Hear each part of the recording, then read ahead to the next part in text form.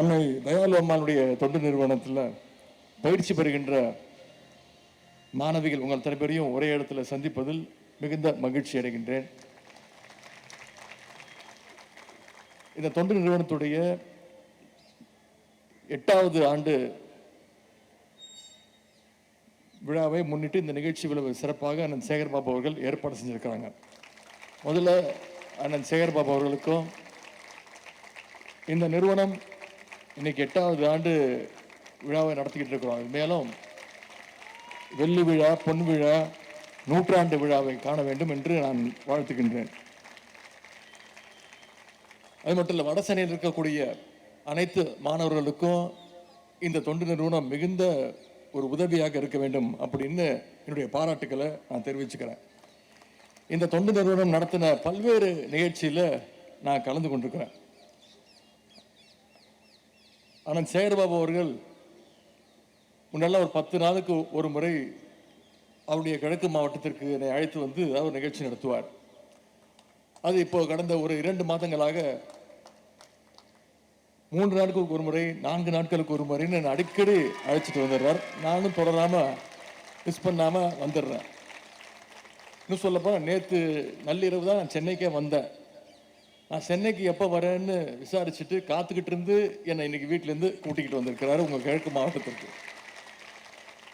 இங்கே ஆயிரக்கணக்கான மாணவிகள், மாணவர்கள் இங்கே கூடியிருக்கிறவங்கெல்லாம் பார்க்கும்பொழுது, உங்களுடைய எழுச்சியை பார்க்கும்போது மிகுந்த மகிழ்ச்சியாக இருக்கு. ஆனால் சேகர்பாபு அவர்கள் அவருடைய பணிகளை பார்த்து, அவருடைய உழைப்பை பார்த்து நம்முடைய முதலமைச்சர் அவர்கள் சேகர்பாபு இல்லை செயல்பாபுன்னு அடிக்கடி பாராட்டுவார். அந்த அளவுக்கு ஒரு புயல் மாதிரி அவர் வேலை செய்வார். அதுவும் குறிப்பாக இந்த வடசென்னுடைய வளர்ச்சிக்காக எப்போதுமே துடிப்போடு செயலாற்றுபவர் தான் அண்ணன் திரு சேகர்பாபு அவர்கள். அவருக்கு மீண்டும் இந்த நேரத்தினுடைய நன்றியை நான் தெரிவிச்சுக்கிறேன். என்னை அழைத்து உங்களை எல்லாம் சந்திக்கின்ற அந்த வாய்ப்பை கொடுத்ததற்கு நான் நன்றியை தெரிவிச்சுக்கிறேன். இத்தனை மாணவிகள் வந்திருக்கீங்க, இத்தனை மகளிர் வந்திருக்கீங்கன்னா, இங்க ஒவ்வொருத்தரும் வாழ்க்கையில நிச்சயம் ஏதாவது சாதிக்கிறோம், சாதிப்பீங்க அப்படிங்கிற லட்சியத்தோடு இன்னைக்கு நீங்க அத்தனை பேர் வந்திருக்கிறீங்க. இந்த நிறுவனத்தின் சார்பாக டாலி பயிற்சி, கம்ப்யூட்டர் எஜுகேஷன், தையல் பயிற்சி, பியூட்டிஷியன் கோர்ஸ், இப்படி பல்வேறு பயிற்சிகளை உங்களுக்கு கொடுத்துக்கிட்டு இருக்கிறாங்க. உங்களுடைய முயற்சியும் நீங்க எடுக்கக்கூடிய அந்த பயிற்சியும் பிராக்டிஸும் நிச்சயம் உங்களுக்கு ஒரு நல்ல ஃபியூச்சரை அமைச்சு தரும். குறிப்பா நீங்க கத்துக்கிற அந்த ஸ்கில்ஸ் உங்களுடைய வேலை வாய்ப்பை நிச்சயமா உறுதி செய்யும் நம்பிக்கை எங்களுக்கு இருக்கு. அதன் மூலம் உங்களுடைய எதிர்காலம் மிகச்சிறப்பா அமையும். திராவிட மாடல் ஆட்சியை பொறுத்த வரைக்கும் கல்விக்கு அதிக முக்கியத்துவம் கொடுக்கின்ற அரசு நம்முடைய அரசு. நேற்றைக்கு காலையில் நீங்க எல்லாரும் ஒரு வீடியோ பார்த்திருப்பீங்க. நம்முடைய மாநில முதலமைச்சர் அவர்கள் 2 சின்ன பசங்களை கூப்பிட்டு உட்கார வச்சு பேசின அந்த வீடியோ. அந்த குட்டி பசங்க நான் பார்த்ததில்ல, நேத்தா நானே முதல்ல பேர் பார்த்தாங்களே. அந்த குட்டி பசங்க ஏற்கனவே இன்ஸ்டாகிராமில், சோசியல் மீடியாவில் ரொம்ப ஃபேமஸ். அவங்க அதில் மட்டும் ஃபேமஸ் இல்லை, படிப்புலையும் பயங்கர சுட்டி அந்த 2 பசங்களும். உடனே அவங்க கேள்விப்பட்ட நம்முடைய முதலமைச்சர் அவங்க 2 பேரையும் வர சொல்லி அவங்களோட பேசி அந்த வீடியோவில் நீங்கள் தனியாக பார்த்துருப்பீங்க, அவங்க பேசுனதெல்லாம் பார்த்துருப்பீங்க. அப்போ கூட முதலமைச்சர் அவங்ககிட்ட பேசும்போது என்ன சொல்றாருன்னா, நீங்க நல்லா ரீல்ஸ் போடுறீங்க, அதற்கு என்னுடைய வாழ்த்துக்கள். ஆனால் அதே சமயத்தில் உங்களுடைய படிப்பு ரொம்ப முக்கியம், அதை கவனமா தவற விட்டுறாதீங்க அப்படின்னு நம்முடைய முதலமைச்சர் அவர்கள் அட்வைஸ் பண்ணாங்க. படிப்புல நீங்க சாதிச்சு பெரிய ஆளா வரணும், பெரிய அதிகாரிகளாக வரணும். ஒருத்தர் IPS வரணுன்றாரு, இன்னொரு பையன் IAS படிக்கணுன்றாரு, கலெக்டர், போலீஸ் 2 பேரும். முதலமைச்சர் அவர்கள் எப்போதுமே சொல்றது தான், ரீல்ஸை பார்த்துக்கிட்டு ரியாலிட்டியை விட்டுறக்கூடாது. ஏன்னா தமிழ்நாட்டுடைய எதிர்காலம் இங்க இருக்கக்கூடிய இளைஞர்கள் உங்களுடைய கைகளில் தான் நம்முடைய நாட்டுடைய எதிர்காலம் இருக்கு. அதனாலதான் தமிழ்நாட்டில் இருக்கக்கூடிய பள்ளி கல்வியாக இருந்தாலும் சரி, கல்லூரி கல்வியாக இருந்தாலும் சரி, நம்முடைய முதலமைச்சர் அவர்கள் பல்வேறு திட்டங்களை பார்த்து செயல்படுத்திட்டு வர்றாரு. ஸ்கூல் ஸ்டூடெண்ட்ஸ் தொடங்கி காலேஜ் ஸ்டூடெண்ட்ஸ் வரைக்கும் இன்னைக்கு பல்வேறு திட்டங்களை நம்மளுடைய அரசு செயல்படுத்தியிருக்கு. உதாரணத்திற்கு முதலமைச்சருடைய காலை உணவு திட்டம். முன்னாடிலாம் சீக்கிரம் எந்திரிச்சு வேலைக்கு போகிற பெற்றோர்கள், பேரண்ட்ஸ், காலைல எந்திரிச்சு சமைக்கிறதுக்கு நேரம் இருக்காது, டிஃபன் செய்கிறதுக்கு நேரம் இருக்காது, பிரேக்ஃபாஸ்ட்டுக்கு. குழந்தைங்கள வெறும் வயிற்றுலேயே பள்ளிக்கூடத்துக்கு அனுப்பிச்சி வச்சுருவாங்க. மத்தியானம் சத்துணவு கொடுப்பாங்க, ஸ்கூலில் அட்ஜஸ்ட் பண்ணிக்கோங்கன்னு அனுப்பிச்சி வச்சுருவாங்க. அனுப்பிச்சி வச்சுட்டு ஆனால் அதே நினைப்பில் இருப்பாங்க, வெறும் வயிற்றில் பசியோடு போனானே, சாப்பிட்டானா, பாடத்தை கவனிச்சானான்னு அந்த நினைப்பில் இருப்பாங்க பெற்றோர்கள். அதை போக்குறதுக்காக நம்முடைய முதலமைச்சர் கொண்டு வந்து தான் முதலமைச்சர் காலை உணவு திட்டம். இன்னைக்கு பேரண்ட்ஸ் பசங்களை பள்ளிக்கு அமுச்சு வச்சா போதும், முதல்ல அவங்களுக்கு காலையில் தரமான கல்வி, அதன் பிறகு தரமான உணவு, பின்பு தரமான கல்வி, ரெண்டுத்தையும் நம்முடைய அரசு கொடுக்குது.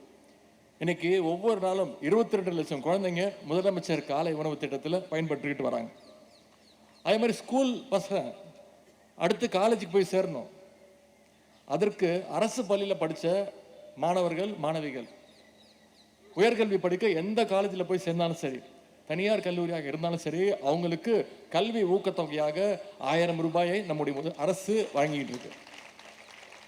12 லட்சம் மாணவ மாணவிகள் இந்த திட்டத்தின் மூலம் பயன்பட்டு இருக்காங்க. சமீபத்தில் நம்முடைய முதலமைச்சர் அவர்கள் 10 லட்சம் மாணவ மாணவிகளுக்கு இலவச லேப்டாப் திட்டத்தை துவக்கி வச்சு அதை ஒரே மாசத்துல கொடுத்து முடிச்சிருக்கிறோம். லேட்டஸ்ட் டெக்னாலஜியோட அந்த லேப்டாப் கொடுக்கப்பட்டிருக்கு. தமிழ்நாட்டில் இருக்கக்கூடிய ஒவ்வொரு பிள்ளையும் எப்படியாவது படித்து முன்னேறணும் அப்படிங்கிற எண்ணத்தோட நம்மளோட முதலமைச்சர் அவர்கள் செயல்பட்டு கொண்டிருக்கிறார். தாய் தந்தை இல்லாத குழந்தைங்க கூட விடுபட்டு போயிடக்கூடாதுன்னு அன்பு கரங்கள் திட்டத்தின் மூலம் ஒவ்வொரு குழந்தைக்கும் தாயாகவும் தந்தையாகவும் இருந்து நம்முடைய அரசு இன்னைக்கு செயல்பட்டு வருகிறது. இப்படி மாணவர்களுக்கு இவ்வளவு திட்டங்களை செயல்படுத்துறதுனால தான் இன்னைக்கு இந்தியாவிலேயே கல்வி வளர்ச்சியில் இன்னைக்கு தமிழ்நாடு நம்பர் 1 பிளேஸில் நாம் இருக்கோம். இதை சும்மா சொல்லல, டேட்டா பேஸோட சொல்கிறேன், நம்பர்ஸோட சொல்கிறேன். ஜிஇஆர்னு சொல்லுவாங்க, உங்களுக்கு தெரிஞ்சிருக்கும், கிராஸ் என்ரோல்மெண்ட் ரேஷியோ. ஸ்கூல் படிச்சுட்டு எத்தனை பேர் காலேஜ் போய் சேர்றாங்க அப்படிங்கிறது தான் அந்த கணக்கு, புள்ளி விவர கணக்கு. இந்தியாவுடைய ஜிஇஆர் எவ்வளோ தெரியுமா? ஆவரேஜ் 28%. ஒட்டுமொத்த இந்தியாவுடைய கிராஸ் என்ரோல்மெண்ட் ரேஷியோ ஆவரேஜ் 28%. ஆனால் தமிழ்நாட்டோட ஜிஇஆர் எவ்வளோ தெரியுமா? 50%. இந்தியாவிலே நம்பர் 1 நம்முடைய மாநிலம். அது பத்தாது, அந்த 50% 100% மாற்றணும்னு நம்முடைய முதலமைச்சர்கள் இவ்வளவு திட்டங்களை செயல்படுத்திட்டு இருக்கிறார்.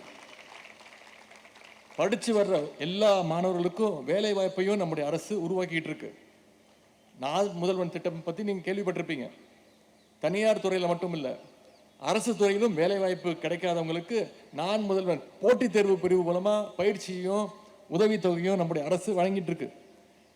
குறிப்பாக ஐஏஎஸ் ஐபிஎஸ் படிக்கிற மாணவர்களுக்கு நம்முடைய அரசு ஃபுல் சப்போர்ட் பண்ணுது. சில நாட்களுக்கு முன்பு தொலைக்காட்சியில் செய்திகள் நீங்கள் பார்த்துருப்பீங்க, யூபிஎஸ்சி தேர்வு, ஒன்றிய அரசு அந்த பணிகளுக்கான அந்த தேர்வு படிப்படியாக அது குறைஞ்சு தமிழ்நாட்டில் ரொம்ப கம்மியாயிடுச்சு. யூபிஎஸ்சி தேர்வுக்கு நம்முடைய தமிழ்நாட்டிலேருந்து செலக்ட் ஆகிறாங்க.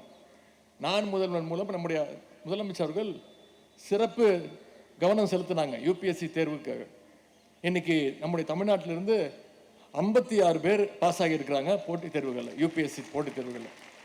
இவங்க எல்லாருமே நான் முதல்வன் திட்டத்துடைய பயனாளிகள். இந்தியாவில் டாப் ரேங்கிங்கில் நம்பர் 2 நம்முடைய தமிழ்நாட்டை சேர்ந்த ஒரு மாணவி. இப்படி மாணவர்களுக்கு, இளைஞர்களுக்கு பல்வேறு வகையில் நம்முடைய அரசு சப்போர்ட்டிவாக இருக்கு. தமிழ்நாடு முழுக்க தொடர்ந்து ஜாப் ஃபேர்ஸை நம்முடைய அரசு நடத்திட்டு இருக்கு. நீங்களும் நல்லா படித்து ஸ்கில்ஸ் டெவலப் பண்ணிட்டு மிகப்பெரிய ஒரு அறிவாற்றலோடு வளரணும். அப்போ தான் உங்களுக்குமான அந்த வேலை வாய்ப்பை உறுதி செய்ய முடியும். நம்முடைய முதலமைச்சர் அவர்கள் தொழில் முதலீடுகளை எடுத்து நிறைய ஃபேக்ட்ரிஸை இன்னைக்கு தமிழ்நாட்டுக்கு கொண்டு வந்துட்டு இருக்கிறோம். ஸ்டார்ட் அப்ஸும் பார்த்தீங்கன்னா இன்னைக்கு ஸ்டார்ட் அப் கம்பெனிஸும் இந்தியாவிலேயே நம்முடைய தமிழ்நாடு தான் நம்பர் 1 மாநிலம். சுயமாக தொழில் தொடங்க நினைக்கிறவங்களுக்கு நம்முடைய திராவிட மாடல் அரசு எல்லா வகையிலையும் இன்னைக்கு சப்போர்ட் பண்ணிட்டு இருக்கு. இன்னைக்கு இங்கே டேலி, டெய்லரிங், பியூட்டிஷியன் கோர்ஸ் படிக்கிற நீங்கள் பயிற்சியை முடிக்கும் போது திராவிட மாடல் 2.2 ஆட்சி நிச்சயமாக அமைஞ்சிருக்கும்.